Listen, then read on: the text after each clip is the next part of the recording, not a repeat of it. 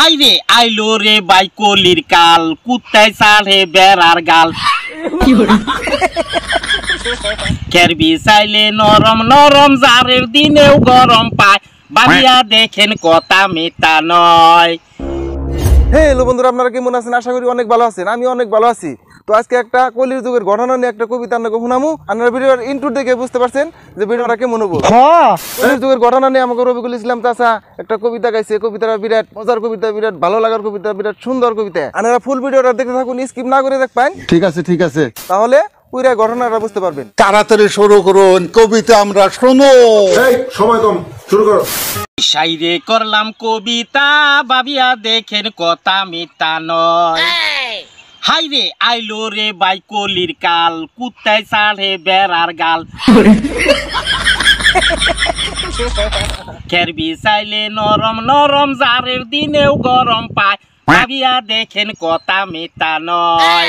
High রে শিলংয়েরই হাওয়া ভালো জাতের মেয়া কালা ভালো তাই বর্ষায়া হালি ভালো হাইসা মুখে কথা কয় ভাবিয়া দেখেন কথা মিথ্যা নয়।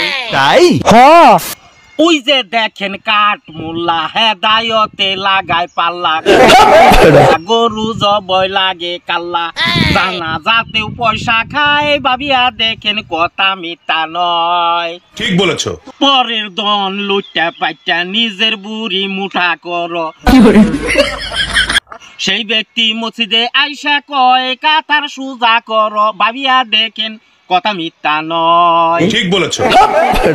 সুজা আইল কুদালে কাইটা বেকা করে সাইটা সাইটা কয়দিন পরে হাজি হয় ভাবিয়া দেখেন কথা মিথ্যা নয়।